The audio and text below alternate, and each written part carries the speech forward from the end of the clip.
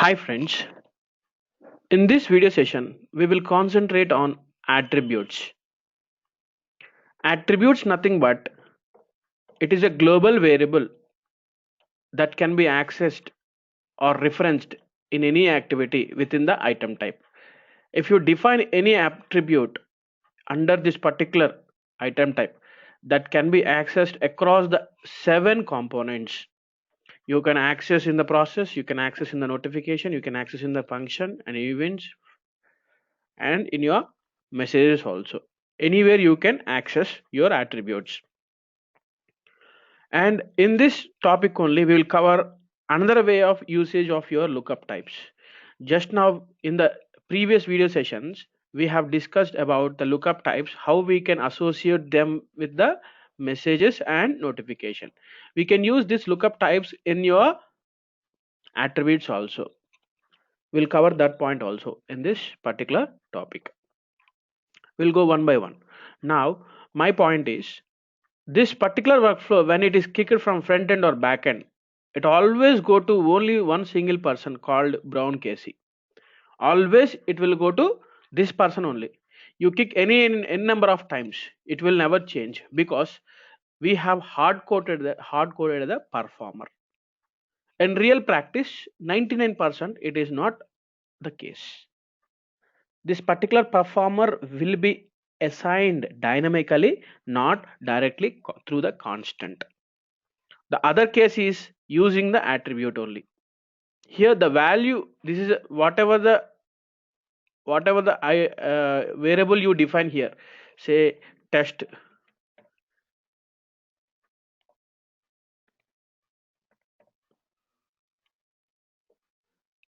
When you use here, go to node. When you use here item attribute, automatically the test will come here. That means, boss, I'm using for this notification as a performer the item attribute value. That is what you're saying, and you can assign any value to this test attribute, as this is a global variable. So now we will discuss about the item attribute. Before that, I would like to differentiate between what is mean by constant, what is mean by uh, variable. See here, I have written one begin and block here. When you run this one n number of times, every time it will show only one value. So this is the case what we are doing now. And what I am expecting is, when I am running this particular, when I am running this particular anonymous block, I have given cbron. Yes, it is accepted. Again I have given cbron. Okay, accepted. But later on I changed my mind. I want to send this workflow to our operations. Yes, I can change the value. I want to send it for Scott. Yes, I want to send this particular workflow to Scott. Yes, I can send. So here the dynamic values are accepted by this particular beginning block, and dynamic values are not going to be accepted by this particular beginning block. Once the coding is completed, I can't change this one because it is hard coded. So for that reason, what we are doing is we are reading the values from the user to whom you want to send, that we are giving here. So in the similar way, we are going to use the attribute, which is a global variable which we can access across your item type, and to which we can give the any value at any time as per our requirement. So how to create attribute? Just go to, so this is your workflow. I would like to open my workflow from the database. Apps base. What is your workflow name? XX? No, MRA sending notification.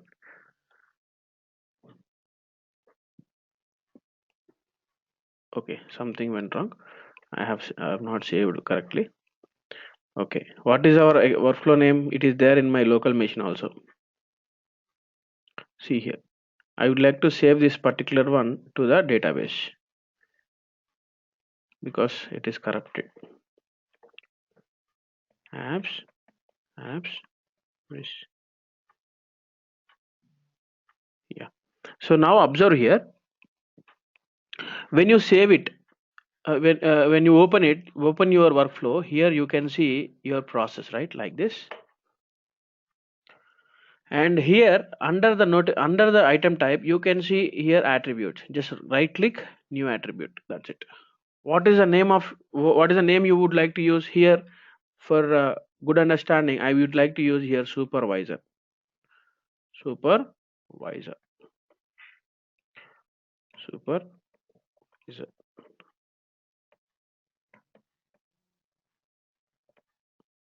So now the supervisor is of number data type or date data type or lookup or form, URL, document, role, attribute, event.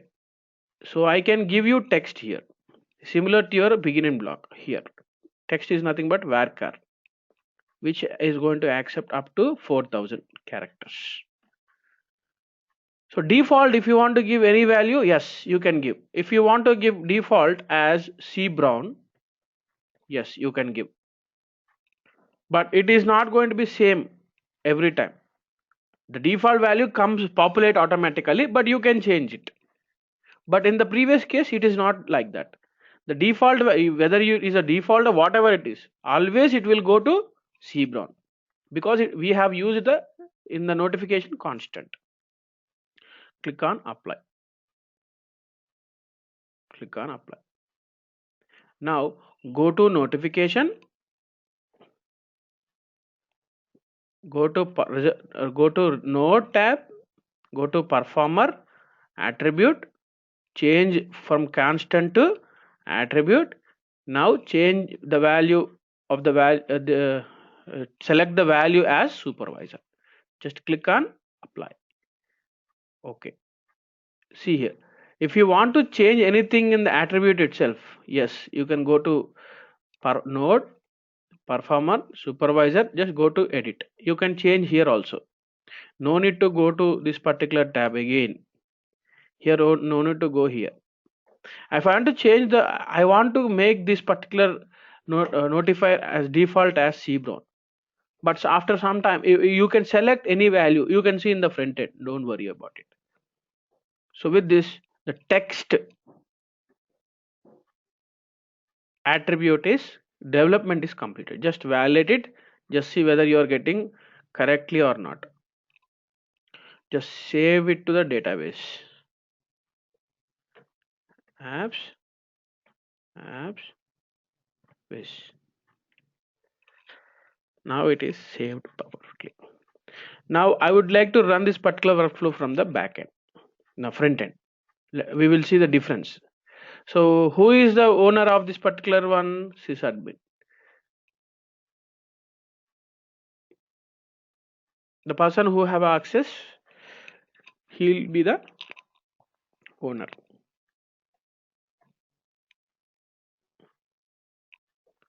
Now what is the responsibility we need to go? Workflow administrator, web application, and here home.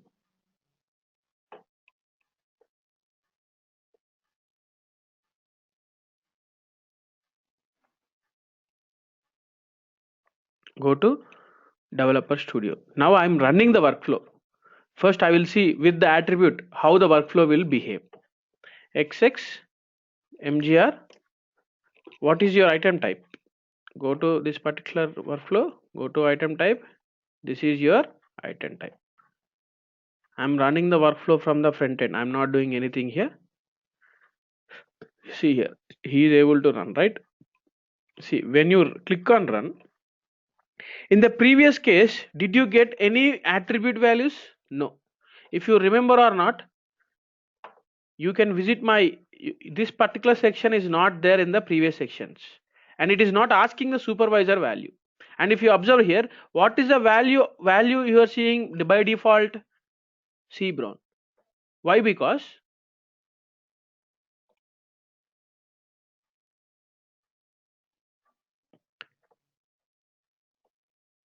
here you have selected for this attribute what is the default value, cbron. That's why it is defaulting automatically. If the user misses this value also, automatically cbron will be taken by this particular attribute. Now I have changed my mind. I want to send it to the operations. Yes. Okay. So what is item key we would like to have? I would like to have 61 here. What is the user key you want to see? Don't think that it is not necessary. It is very, very important. If you understand front end how it is running, then only you can run it from the back end. And if you want to change the workflow owner, yes, you can change from here, similar to the backend. Here, who is the owner for this particular particular item type? 51 item key, item type, and item key xxmg are not 51. Who is the owner for this? Owner operations is the owner. And for this item key, for this user key, for this item attribute, who is the owner? Sysadmin you are mentioning. I don't want to mention his name. I want to mention cbron is the owner.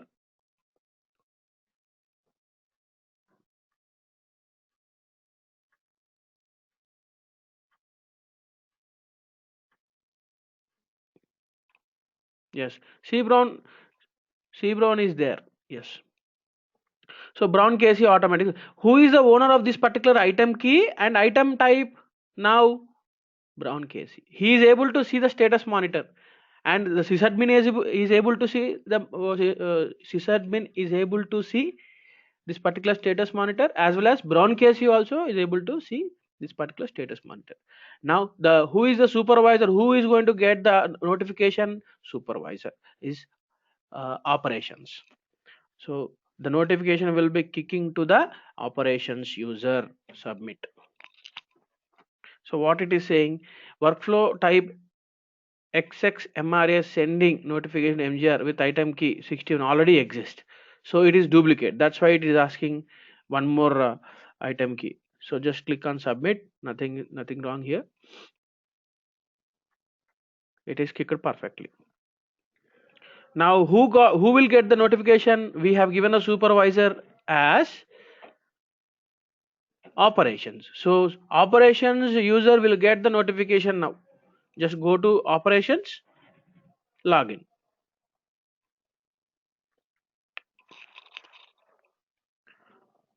So here if you see what is the date, here you can see in my laptop is 14 and here also 14. So this is a new message which is kicked from the backend. So see here, this is a notification which we got. See here, who got this particular notification? Operations got notification, but here see, hi brown, you are getting. So this text message have one bug, and here the working of this workflow little bit changed, right? If you want to change, if you want to send this particular workflow to anyone, yes, you can send it to anyone. By default it will go to cbron. The drawback in this particular text message is it is not coming in the correct alignment, and second one is we'll cover that one in the HTML body, and the data is correct only, and cbron we are getting here brown, it is not coming directly, it is not coming correctly, because we are sending this notification to operation, but here still it is coming because it is a hard coded. But I want to get the hi with the username, application username only. I don't want always brown. Now I would like to approve it. Yes, it is approved.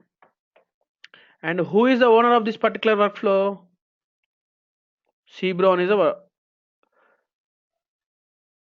is the owner of the workflow. Here you are not able to see, right? Workflow. Let us try this. Okay, do we have sysadmin? System administrator, yes. System administrator, workflow, administrator, workflow, home. Yeah. And status monitor. What is the item key? What is item type? What is item key? It is a 61, I think, right? 62. Let us see. You are able to see or not. Or else go to status diagram. It is approved. See here how the transition has been taken place. Gone to particular operations. Who got this particular notification? Operations user, and he approved it. That's why we got the transition in this direction. But small drawback I told you, in the message body you are not getting correct name. To whomever the notification is sending, I need to get the name of his particular, I need to get the application username here. How would I get here is body. Here I need to get whatever the value you give to supervisor attribute, that value you should get here. So what is the only solution is, I want to get this value into this particular message. How can I get that particular value? Means just drag and drop here, drag and drop your variable to your message body. That means your variable is able to, your variable can be accessed through this particular message. And when if you want to access this particular one in RDF reports, we are having two types of user parameter. One is lexical parameter, another one is bind parameter. Here we will be using for accessing particular variable in a notification or anywhere, we will be using ampersand. Go to body. Here just simply use your internal name of your item, internal name of your item attribute, and go to body, place your name of your variable, and please use along with the ampersand. Now what would happen is, whatever the value you give to the supervisor from the front end or back end, whatever it is, then the value can be accessed to that has to be drag and drop to the under the message, that can be accessed in your message also by using internal name with the along with the ampersand. In this way we can access your item attribute in the message also. Now let us try to validate it. We didn't get any errors. Just go to save as, go to database, apps, wish. Okay, now it is saved into your database. Now who is the owner of this particular workflow? Let us try to submit from the developer studio. Will you get or not? Check it out. Go. Did you get here run? No. The only guy who can run this particular workflow is sysadmin only.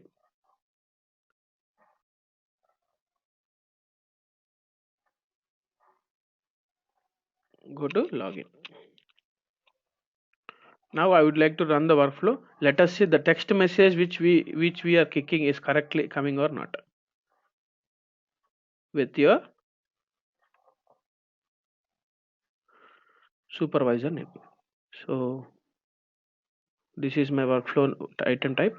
See here, I can able to run here. See here, who is the default supervisor? C Brown. I want to get what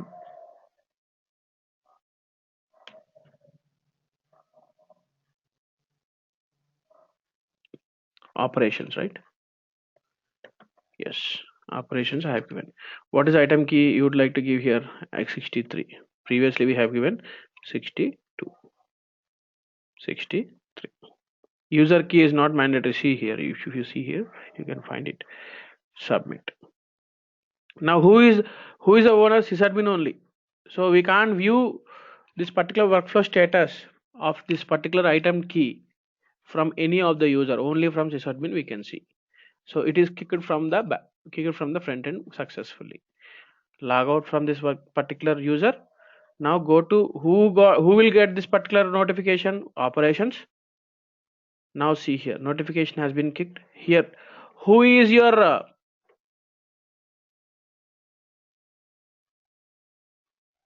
who got this notification? Now this person got notification. That's why you got it. If you want to test it, you can test it again.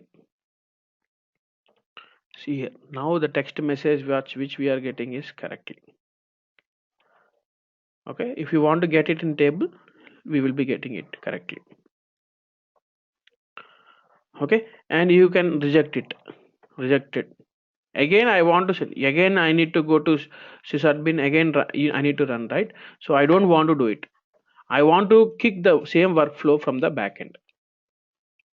Before that, we will see the status of this particular workflow, and we'll go how to run this particular workflow from the backend, how we can give the values to the attribute.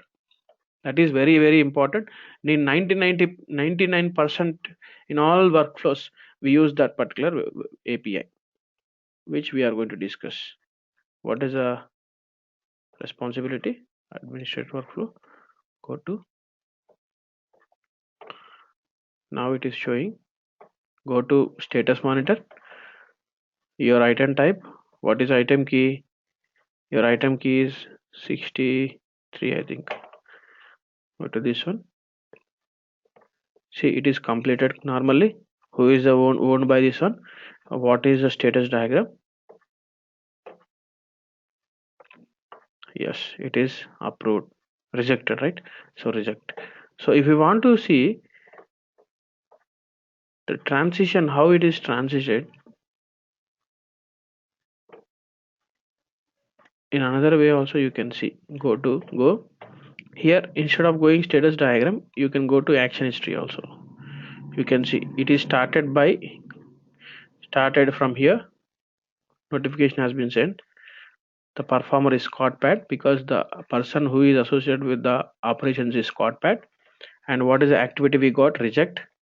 And then it is gone to end. This is very important. How we can see is by using activity history. We can see direct status diagram, but graphically we can see, and with the status activity history also we can see. And this is what I would like to cover. So we have covered from the front end. Now we will see from the back end. What is the workflow to kick the workflow from the back end? Create process, start process, and you can give the owner also. Now we will add similar, so one more API to this particular block. And new block which we got here is, I need to give the supervisor value, right? How can I set that particular value? Again, there is a API. Along with this, if I want to assign 64, I would like to give here 64. Everything is same. 64. Now I would like to give here, I would like to assign I would like to assign here a new item, new line here. For assigning purpose is assigning any item attributes.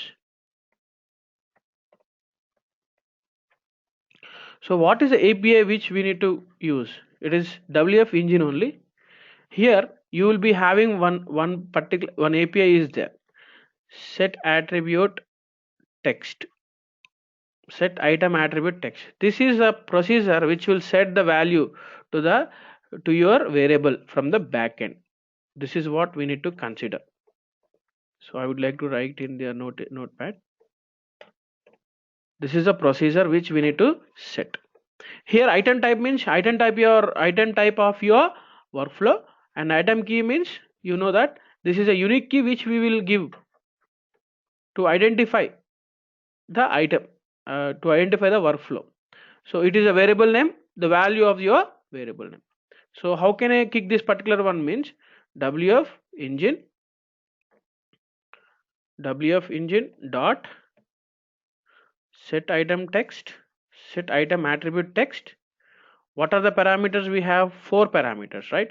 First one is item type, comma, second one is item key, comma, third one is a name, fourth one is a value. A name means attribute name, a value means attribute value.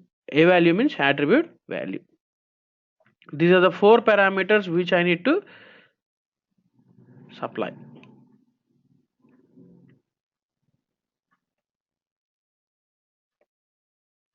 I would like to use here referencing method. So what is item type? This one only, right? How can I find that? Go to your item type, double click, you can see internal name of your workflow. So here you need to give here your item type. What is item key which you want to give here? Here whatever you use here, that one you have to give.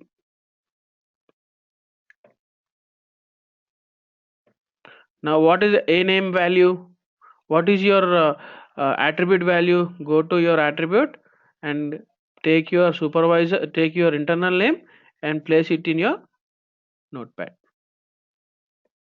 like this. And what is the value you want to give? So this time I would like to change it to another person. Select star from FND user. I want to send it to some other guy. So sysadmin fin C black. Okay, C black. I want to send this particular notification to the C black. He is a new user, right? So in this way we are going to set the value.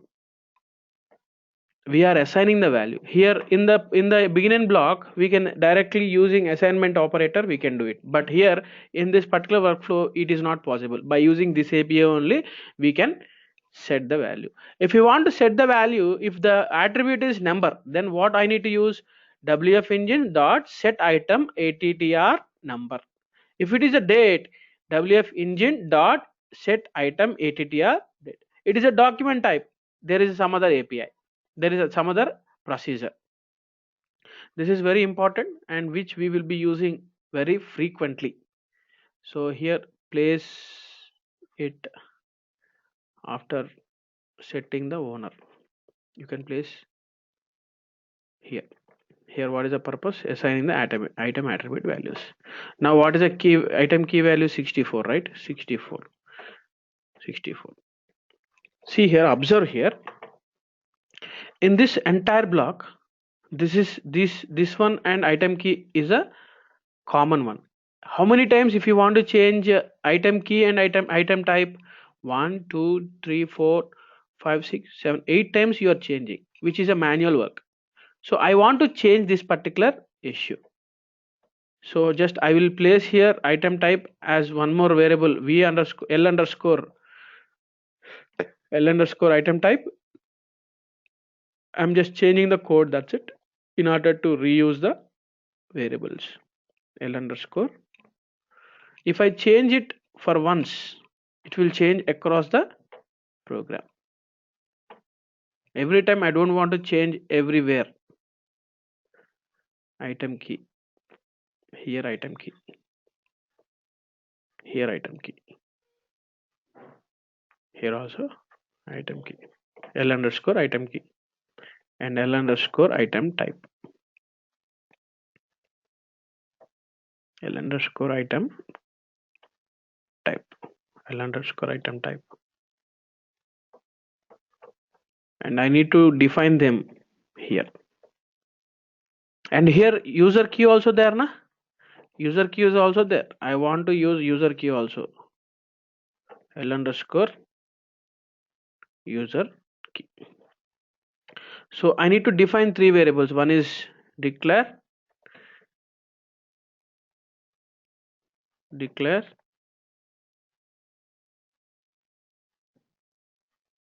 what is the first variable? L underscore item type, l underscore item key, next variable l underscore item key, third one is l underscore user key. These are the three variables which we need to use here. This is also varchar to 100. I would like to use 100,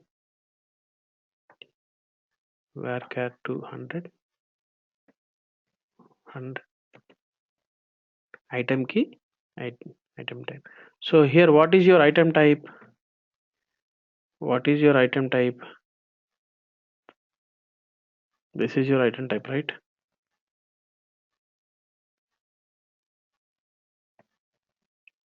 What is your item key?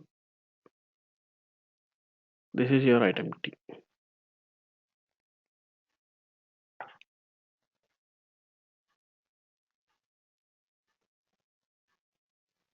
So instead of writing like this, what I do is here I'll concatenate 64 I'll give.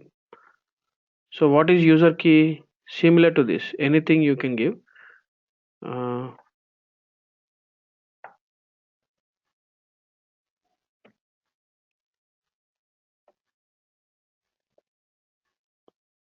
you. So the code now it is generic, no hard coding. And if you want to give here name also, C block, right? You can have here one ampersand variable name also. So right now it is not required. I will tell you when to change this particular code. Copy, paste. You want to give here 64, right? 65. 64 is already there, I think. Only two times you are changing, and rest of the code is not changing, right? This is the purpose of the variables. So now DBMS output. Did you get any issues? No. Your workflow has been kicked. Who is the owner of your workflow? Owner of your workflow is operations. Owner of your workflow is operations. And what is the item key? This one. Who got the notification? C black. C black, do you have, so the notification is kicked to whom? C black. I would like to log into the user called C black. And do you know what is a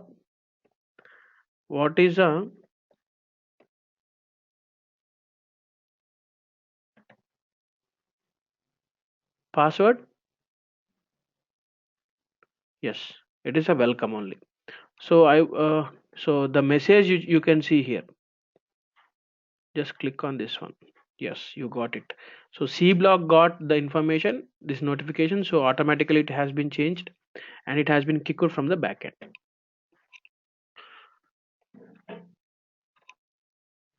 Now hope you like it. You understand everything in this video. Kicking the workflow from the backend, kicking the workflow from the front end with attributes. Thanks for watching. Please watch next video.